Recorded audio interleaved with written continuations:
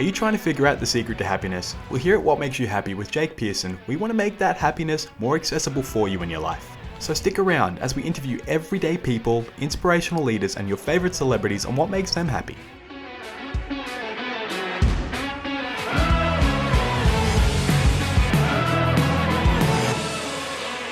Welcome back to the podcast where we ask the question, what makes you happy? My name is Jake Pearson, and today we have with us Tash Hanham, who is an intuitive coach. Tash, how are you? Great. Thank you for having me here today, Jake. Now, super excited to have the chat with you. We've been pumping it up a little bit on Instagram stories and stuff, so it's build up the hype. Where are you coming from? Well, I'm actually in Western Australia, and for those that are familiar with the state, I'm down in the southwest, so near the Margaret River region. I actually live in Yallingup, right near the coast, so we've got beautiful bush block that's got kangaroos and kookaburras, and then we've got the ocean right near us. So loving life right now. Sounds like a dream. Yeah, it is. So does that tie into a little bit about what makes you happy in life? It certainly does. And yeah, something that we really strive for is being in a place that makes us happy. You know, being surrounded by nature is something that's really important to me and my family. I've got hubby and 3 kids, and we all love getting out into the bush. We love nature, we love the outdoors, and also have a really strong affinity for the ocean as well. So for us, having a home that kind of reflects those values is really important. And also being small business owners, we do a lot of our work from home.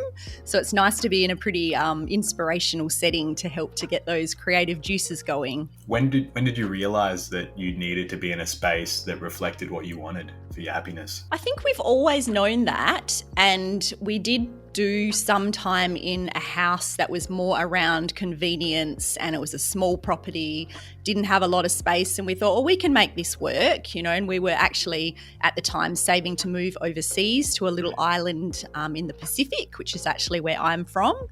And we tried that, and we also happened to coincide with all the big lockdowns in 2020.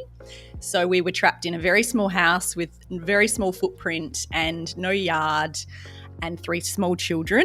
Yep. And we realized very quickly that that was not for us. So some people make that work, and perhaps without the lockdowns, it may not have been so bad. But, you know, as everyone who's experienced, the lockdowns can make things pretty intense, and being in a very small place that wasn't particularly inspirational really helped us to clarify, no, we need to get out. We need a bit more space and a bit more around us. So it's almost like looking at what you didn't want in life allowed you to get more clear on what you did want, and then you just chase that, and that's helped you find a little bit more happiness in your day-to-day. Yeah, and I think sometimes we put off the idea of, you know, pursuing happiness because we've got these conditions around it. So it's like, well, until I get to this point and then I'll be happy, or maybe you know, when I get to that job, or when I reach that level of clients, or when I, you know, and so there's all these conditions around happiness. But for me, being happy and being able to find something that makes you happy every day, and if it's something as simple as loving where you live, which is a pretty simple thing, I think a lot of people can relate to that. That's something you can get right now. You can get that every day. And then I really do believe that helps to breed more happiness, because I think when you're feeling that and you feel that gratitude, then you're able to see more around you that you're grateful for. And I really think that ties into happiness as well. Well, it certainly does for me. I really love that. So would you say that everything you've just mentioned there about loving the space that you're in and what you have in your current moment is the advice you'd give to the listeners right now who are pursuing a little bit of happiness in their life? Yeah, absolutely. I think just sometimes starting with those little steps of just trying to find something in your life, and it's something that I really advocate for, is around finding something that you're really grateful for. I actually do 3 things I'm grateful for every day as part of my journaling.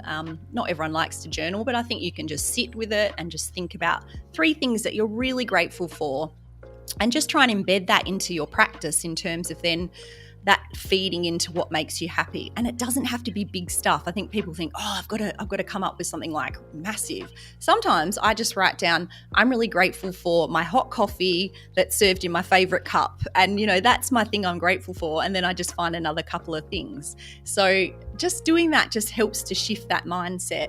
And I really think does then help you to start focusing on what are some other things in my life that I'm grateful for and that I'm happy for? Beautiful. Tash, thank you so much for sharing all things happiness in your life. It's been a pleasure to have you on the show. And for you, the listeners, if you'd love to connect with Tash and learn more about her intuitive coaching and her work, you can do so in the podcast episode description below. Tash, thank you for coming on the show. Thank you. Thanks for having me, Jake.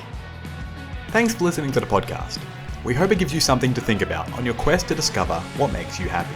Don't forget to leave a review or a comment and follow us on all our social media platforms so you can see our upcoming guest calendar. Thanks for listening. We'll see you next time.